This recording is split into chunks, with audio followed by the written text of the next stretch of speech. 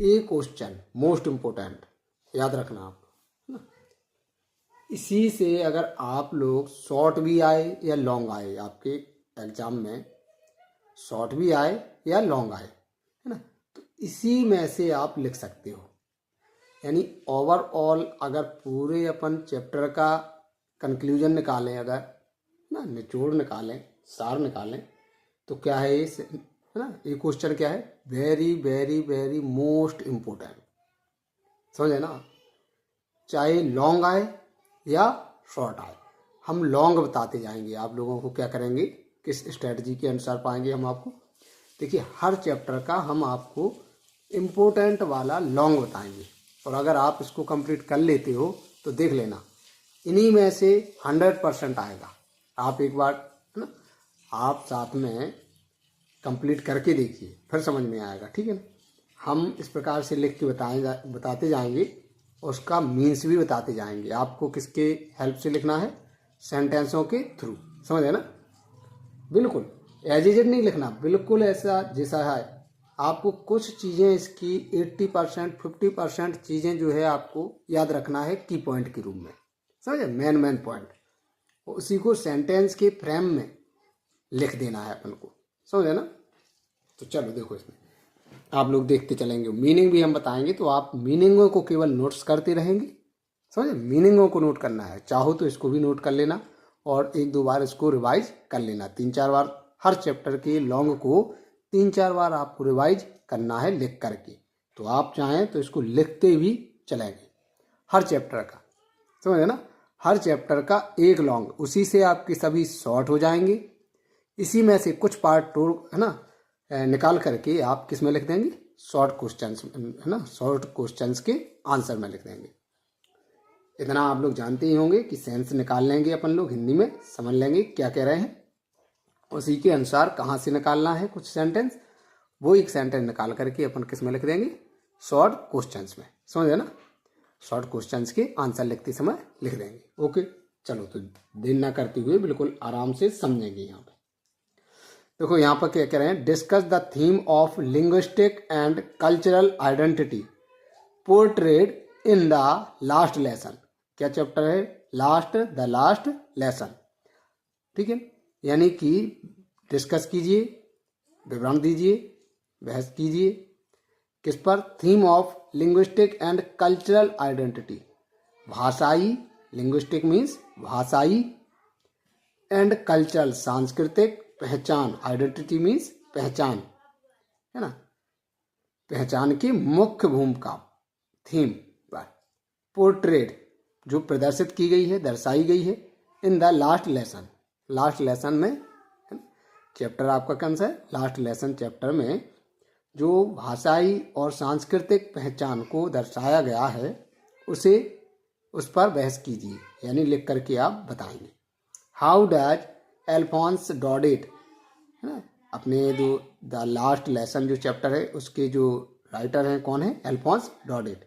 तो how does Alphonse Daudet highlight, है ना, जोर देते हैं, हाईलाइट मीन्स क्या होता है, दर्शाना, जोर दे करके दर्शाना कुछ चीज को, तो हाईलाइट, है ना, highlight the importance of once, once मतलब किसी के भी, किसी के लिए भी यूज होता है ना, किसी के सेंस में, किसी की भी, वंस लैंग्वेज, किसी की भाषा, है ना, भाषा के महत्व को, इन मेंटेनिंग वंस आइडेंटिटी, किसी की पहचान बनाए रखने में, मेंटेन माने बनाए रखना, है ना, इन मेंटेनिंग वंस आइडेंटिटी, किसी की भाषा, किसी की पहचान को, किसी की पहचान को बनाए रखने में किसी की भाषा के महत्व को हाईलाइट किया गया है, यानी कि दर्शाया गया है, जोर दिया गया है। हाईलाइट मीन्स जोर देना, दर्शाया जाना, समझे ना, जोर दिया गया, क्या दिया गया है, अब यहाँ पे देखोगे आंसर,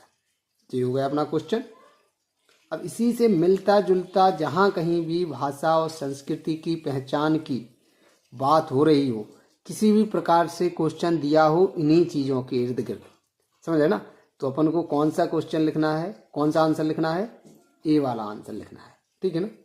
आगे भी अपन बताएंगे। In the last lesson, last lesson में एल्फोंस डॉडेट इफेक्टिवली पोर्ट्रेज प्रदर्शित करते हैं क्या the theme of linguistic and cultural identity, है ना, भाषाई और सांस्कृतिक पहचान की पृष्ठभूमि को प्रदर्शित करते हैं through the experiences of the protagonist. Protagonist means क्या होता है? प्रोटैगनिस्ट मीन्स होता है मुख्य पात्र, है ना, क्या होता? मुख्य पात्र। जैसे अगर कहेंगे रामायण में कौन प्रोटैगनिस्ट है तो क्या कहेंगे? श्री राम, है ना। कौन है? प्रोटैगनिस्ट, मतलब मुख्य पात्र हैं जिसके इर्द गिर्द पूरी कहानी चलती है, नरेटिव चलती है, कथानक चलता है पूरा। एक नरेटिव, देखो ये वर्ड आया है नरेटिव। नरेटिव मीन्स कथानक, यानी जो कथा चल रही है ना, ये कहानी, तो जिसके इर्द गिर्द मतलब चलती है, मतलब जो मैन होता है उसका, उसी को क्या कहते हैं? प्रोटैगनिस्ट। इसका प्रोनाउंसिएशन जो है सही से आप लोग याद रखेंगे, प्रोटैगनिस्ट। तो एक्सपीरियंसेस ऑफ द प्रोटैगनिस्ट फ्रेंज, फ्रेंज के, है ना, मुख्य पात्र फ्रेंज के द्वारा, and the people of else's, और एल्सेस के लोगों के द्वारा, और मुख्य पात्र फ्रेंज के द्वारा, के अनुभवों के द्वारा। थ्रू मीन्स क्या है? के माध्यम से या के द्वारा। वाई का भी यूज कर सकते हैं किसी माध्यम के लिए, और थ्रू का भी करते हैं, अपन लोग जानते हैं। मतलब इनकी कहानी के द्वारा वो एक जो है मैसेज देना चाहते हैं पब्लिक में, लोगों को, कि लिंग्विस्टिक, भाषाई और सांस्कृतिक उसकी पहचान कितनी इम्पोर्टेंस है, कितनी अहमियत रखती है किसी के वंश लाइफ में, किसी के जीवन में। The story is set during the Franco Prussian war, Franco और प्रूसियन वॉर के दौरान, ड्यूरिंग मीन्स दौरान, है ना, गढ़ी गई है। सेट माने गढ़ी जाना, यानी कि रखी गई है, मतलब ये स्टोरी कब की है? तो इज सेट, सेट माने गढ़ी गई है, बनाई गई है। व्हेन, जब the Prussian forces impose German, German एक लैंग्वेज है, इसलिए जब प्रूसियन सैनिकों ने, प्रूसियन सेना ने जर्मन को इम्पोज किया, इम्पोज माने थोपना, जबरदस्ती किसी चीज पर लागू कर देना, इम्पोज कहते हैं। तो इम्पोज जर्मन, यानी कि जर्मन भाषा को थोप दिया, एज द ऑफिशियल लैंग्वेज, है ना, ऑफिशियल कार्यालयी भाषा, मतलब आम बोलचाल की भाषा आप बोल सकते हो, लेकिन जो ऑफिशियल भाषा होगी, कामकाजी भाषा होगी सरकारी दफ्तरों में वगैरह, वह उसको ऑफिशियल लैंग्वेज कहते हैं। तो के तौर पर, एज मीन्स के तौर पर, as the official language in the captured regions of Alsace and Lorraine, Alsace और लोरेन के अधिग्रहित, कैप्चर्ड माने अधिग्रहित, मतलब कब्जे में लिए हुए, है ना, तो इसे कैप्चर्ड लगाया गया है, इसलिए कैसा है? Past participle, past participle captured का यूज किया गया है। और एक क्या सेंस देगा हिंदी में, है ना, अधिग्रहित किए गए या कब्जाए गए क्षेत्रों की, एल्सेस और लॉरेन के कब्जाए गए क्षेत्रों में, है ना। रिप्लेसिंग, कॉमा लगा करके अपन लोग क्या लिख देंगे? रिप्लेसिंग फ्रेंच, यानी कि उनकी जो मैन भाषा थी, मदर टंग थी, उसको रिप्लेस करके, हटा करके, रिप्लेस माने हटा करके, यानी कि उसके स्थान पर फ्रेंच को हटा करके कौन सी भाषा थोपी गई? जर्मन, याद रखना, ठीक है। तो प्रूसियन फोर्सेस ने कौन सी इम्पोज कर दी? इम्पोज जर्मन एज द, किसके रूप में? As the official language in the captured regions of Alsace and Lorraine, replacing French. The narrative, कथानक, अंडरगोज को याद रखना, अंडरगोज, है ना, रेखांकित करना, समझा ना, जोर दे के बताना, रेखांकित करना। तो द नरेटिव, कथानक, अंडरगोज, यानी कि रेखांकित करता है कि कैसे, हाउ, यहाँ पर हाउ किस तरीके से यूज हुआ है ना, एज अ कंजंक्शन, समझे ना। तो इसका सेंस हिंदी में क्या निकलेगा? कि कैसे, how language is an integral, है ना, INTEGRAL, integral part of a communities identity and culture, किसी समुदाय की पहचान और संस्कृति के संस्कृति का एक अभिन्न अंग, इंटीग्रल पार्ट, मतलब इंटीग्रल बना हुआ, इंटीग्रिटी मीन्स समझते ना आप लोग, इंटीग्रिटी है ना, एकता, क्या कहते हैं, इंटीग्रिटी हैज मोर पावर, है ना, एकता में अधिक शक्ति होती है। तो इसी प्रकार से इंटीग्रिटी से बना है इंटीग्रल, अभिन्न, है ना, उसी कोई चीज़ बनती है उसी का मिलकर के कोई चीज़ अवयव, यानी कि कंपोनेंट कह सकते हैं एक तरीके से, है ना। तो integral part of a community, है ना, कम्युनिटीज आइडेंटिटी एंड कल्चर, किसी समुदाय की पहचान और संस्कृति का अभिन्न भाग होती है। भाषा क्या होती है?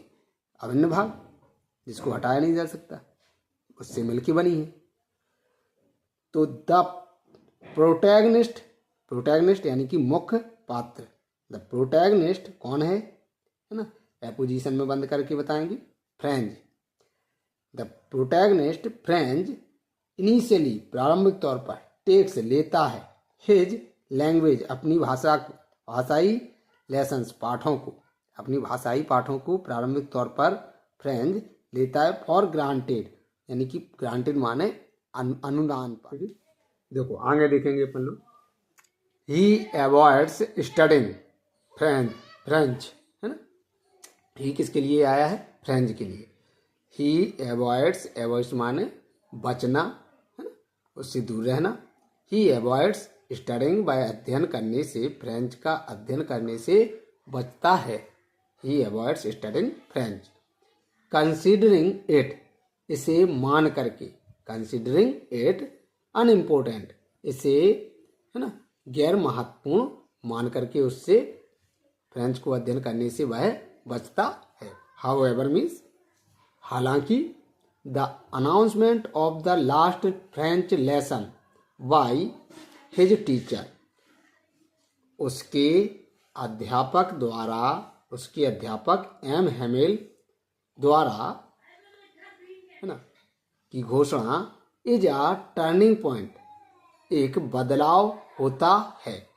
ठीक है, पूरी जो स्टोरी चल रही थी ना इर्द गिर्द, वह बिल्कुल कैसी हो जाती है?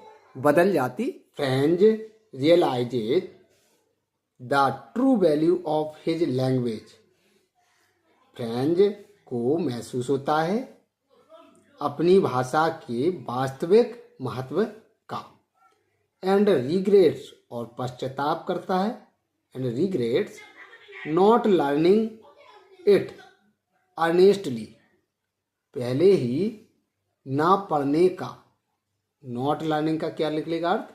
ना अध्ययन करने का या पढ़ने का, इसे पहले ही ना पढ़ने का पश्चाताप होता है।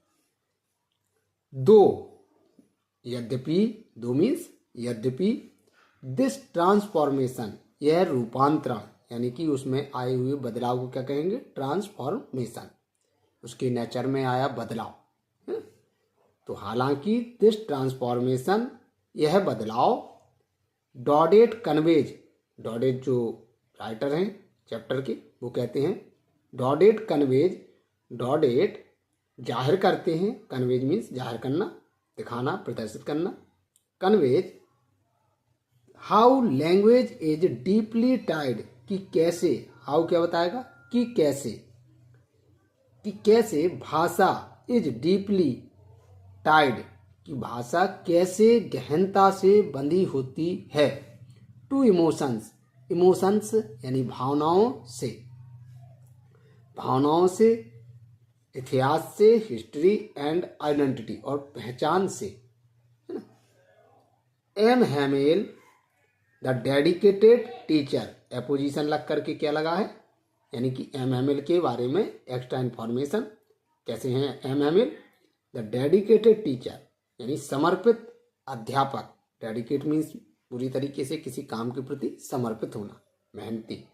तो द डेडिकेटेड टीचर, समर्पित अध्यापक, बिकम्स, बनते हैं, a symbol of resistance and patriotism, है ना, एक दृढ़ता के और पैट्रियोटिज्म, देशभक्ति के, समझ ना, पैट्रियोटिज्म के प्रतीक बनते, सिंबल मीन्स प्रतीक, है ना, प्रतीक बनते हैं, बिकम मीन्स बनना। ही एम्फेसाइजेज, वह जोर देते हैं, बल देते हैं। ही एम्फेसाइजेज, कि वह जोर देते हैं कि द लॉस ऑफ लैंग्वेज, की लैंग्वेज की भाषा की हानि, लॉस मीन्स हानि, द लॉस ऑफ लैंग्वेज भाषा की हानि इक्वल्स बराबर होती है to the loss of freedom and individuality, किसी व्यक्ति की विशेष पहचान, इंडिविजुअलिटी मीन्स विशेष पहचान, अपने खुद का अस्तित्व, खुद के अस्तित्व, और फ्रीडम स्वतंत्रता की हानि के बराबर होती है। याद रखना, the loss of language equals, equals verb है, इक्वल से बनी हुई, इक्वल इसी से बना होता है, इक्वल्स बराबर होना, है ना, कि समकक्ष होती है, बराबर होती है, equals to the loss of freedom and individuality. His words, उसके शब्द, है ना, उसके शब्द या बातें, उनकी शब्द या बातें, हिज वर्ड्स व्हेन, ये बिल्कुल आप लोग याद करेंगे, थोड़ी सी अच्छी तरीके से इसको लिखेंगे और अच्छी तरीके से समझना। व्हेन, जब, people are enslaved, enslaved means होता है गुलाम बनाना, पैसिव है एनस्लेव्ड, जब लोगों को गुलाम बनाया जाता है, प्रेजेंट इंडेफिनिट का पैसिव वॉइस, आर एनस्लेव्ड, है ना। दे होल्ड फास्ट, तो वे जुड़े रहते हैं, होल्ड फास्ट मीन्स गहराई से जुड़े हुए होना, पकड़े रहना एक दूसरे को। They hold fast to their language, वे अपनी भाषा के द्वारा एक दूसरे से गहनता से जुड़े होते हैं। इट इज, यह है, as if, as if conjunction है, इसका मीन्स होता है मानो, एज इफ मानो, they had the key to their prison, मानो उनके पास, है ना, पजेसिव सेंटेंस है, हेड वाला, पास्ट का पजेसिव, मानो दे हैड, उनके पास, अपनी जेल, है ना, अपनी जेल की चाबी हो, है ना, वे इस प्रकार से भाषा के द्वारा जुड़े रहते हैं जैसे कि उनके पास जेल की चाबी हो, किसी कैद में हो और उसकी वे चाबी की रखते हो, समझे ना। इस प्रकार से आप इसमें से कुछ भी आए मीनिंगों को याद रखेंगे, है ना, इसको आप लिख के रख लेंगे, सभी का ओवरऑल व्यू हमने छांट करके आपको ये लिखा है ना, आप ये समझना, और हर एक चैप्टर का एक लॉन्ग लिखवाएंगे और अच्छी बेहतरीन तरीके से लिखवाएंगे, अगर आप लोग, है ना, सपोर्ट करते हैं, तब ज़्यादा से ज़्यादा शेयर करते हैं, लोगों तक पहुंचाते हैं और उस पर हमें कमेंट करते हैं, लाइक करते हैं, अगर कुछ सपोर्ट मिलेगा तो, और, है ना, बेहतरीन तरीके से आप कुछ सुझाव देना चाहें तो आप कमेंट में कुछ सुझाव भी दें, अगर कुछ दिख नहीं रहा हो, कुछ मिस्टेक हो, है ना, तो आप सुझाव भी लिख सकते हैं, कोई दिक्कत की बात नहीं है ना, और अच्छी इम्प्रूव करेंगे हम चीज़ों को और आपको प्रोवाइड करेंगे। Okay, thank you.